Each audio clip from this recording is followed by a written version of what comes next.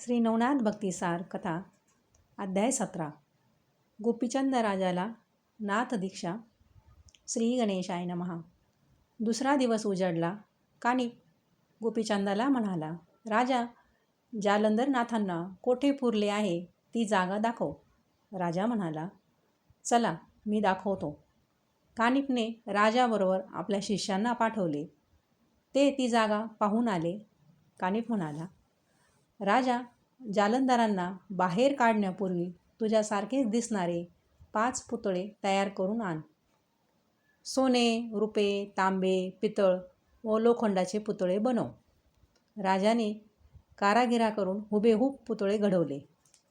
ते पुतळे घेऊन राजा कानिप जालंधराला जेथे पुरले होते त्या जागी आला. त्याने राजाला एक कुदळ घेऊन त्या जागी जमिनीवर घाव घाल असे सांगितले. पण त्याआधी सोन्याचा पुतळा त्या जागेच्या बरोबर वरती ठेवण्यास सांगितले. राजाने पहिल्या कुदळीचा घाव घातला. तोच आतून जालंधराने रागाने ओरडून विचारले, कोण खणतोय?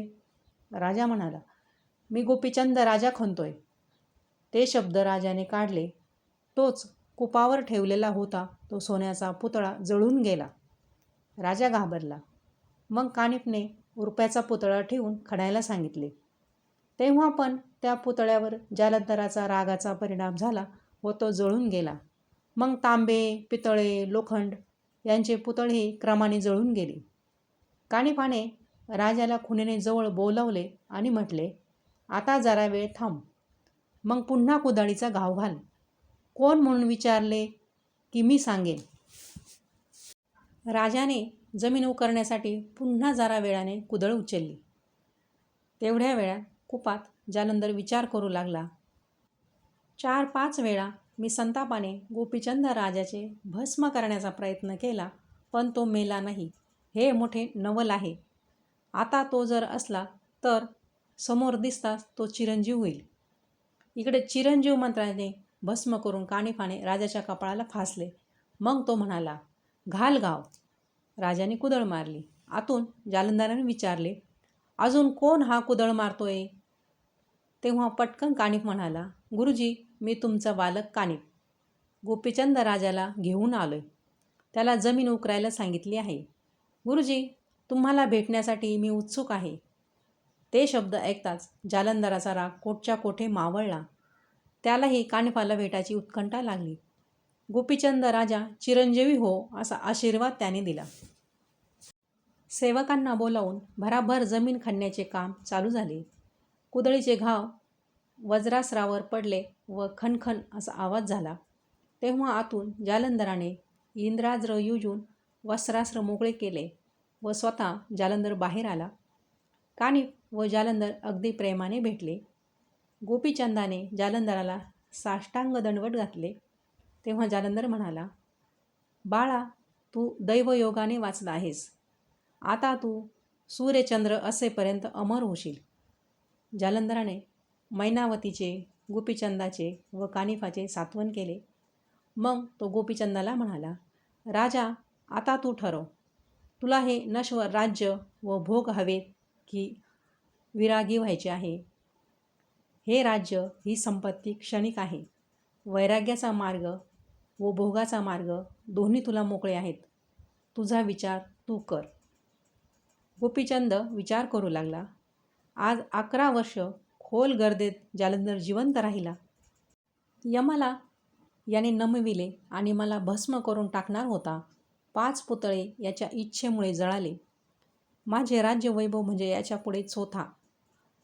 याने देऊ केलेले वैराग्याचे वैभव म्हणजे कायमची चिंता मिटवणारे आहे. गोपीचंद म्हणाला, महाराजा, आता मला इथले काहीच नको.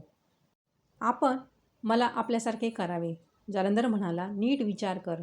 ठाम वचन दे. राजा म्हणाला, अगदी निर्धाराने सांगतो. मला आपले म्हणावे. मी शरण आलो आहे. तेव्हा जालंधराने आपला हात त्याच्या पाठीवर फिरवला व डोक्यावर ठेवला. मुखाने शाबासकी दिली. त्याचे शरीर डोक्यापासून पायापर्यंत निहाळले. त्या कृपादृष्टीने राजा रोमांचित झाला. मग त्याच्या कानात जालंधराने मंत्रोच्चार केला. सर्व जग कसे नाशवंत आहे याची राजाला खात्री पटली. काया व दृढ पदार्थ सर्व माया आहे असे दिसले. मोह नष्ट झाला. मग विनयशील झाले. मग जालंधराने वडाचा चीक लावून त्याच्या केसांच्या जटा वळल्या. त्याला कोपीन नेसवली. त्याच्या कानावर मुद्रा काढल्या. शैली, कंथा, भस्माची जुळी हाती दिली. शिंगी, कुबडी, भिक्षेची जुळी हाती दिली. त्याचे संपूर्ण परिवर्तन झाले. जालंधराचा हात हाती घेऊन तो प्रेमाने नाथ नाथ असे म्हणू लागला. ही बातमी अंतपुरात गेली.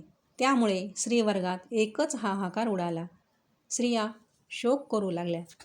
जालंधराने गोपीचंदाला प्रथम आपल्याच राज्यात, आपल्याच राजवाड्यासमोर, आपल्याच स्त्रियांकडे माई भिक्षा वाडा हो असे म्हणून भिक्षा मागण्यास सांगितली. वैराग्याची त्याची कसोटी घ्यायलाच हवी होती. ज्याच्या मोहाने राजाने जालंधराला पुरले होते त्याच्यासमोर वैरागी होऊन भिक्षा मागितली पाहिजे. गोपीचंदाने त्याचप्रमाणे भिक्षा मागण्यास प्रारंभ केला.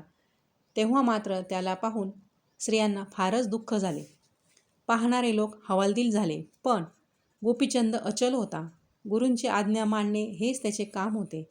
लुमावंती आणि इतर स्त्रिया त्याच्या भोवती गोळा झाल्या. त्याला म्हणू लागल्या, तुम्ही आमच्याजवळ संसार करणार नसाल तर आमचे काहीही म्हणणे नाही. पण आमच्या डोळ्यासमोर तरी राहा. तुम्हाला एक पर्णकुटी बांधून देऊ. आम्हाला दर्शन सुख तरी मिळेल. आम्ही तुमची सेवा चाकरी करू. पण राजाचे त्यांच्या बोलण्याकडे लक्षच नव्हते.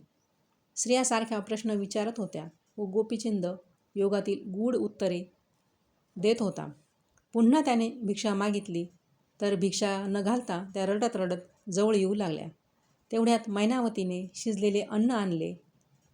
संन्यासिनी आई व विरक्त राजा हाच भिक्षेकरी. अपूर्व दृश्य होते ते. ती भिक्षा घेऊन गोपीचंद जालंधराकडे गेला व सर्व प्रकार सांगू लागला. तेवढ्यात मैनावती पण तिथे आली. तिनेही तेच सांगितले.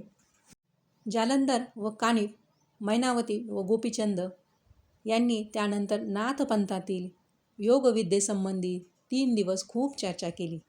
गोपीचंदाला जालंधराने सांगितले, राजा, हा देश सोडून तू बद्रिकाश्रमाला जा.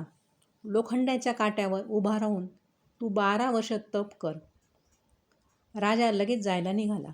आपले सर्व राजवैभव सोडून गोपीचंद राजा खरोखरीच बद्रिकाश्रमाला जाणार हे ऐकताच सर्व प्रजाजन दुःखाने व्याकुळ होऊन त्याला निरोप देण्यासाठी हेलपट्टण नगराच्या सीमेपर्यंत गेले.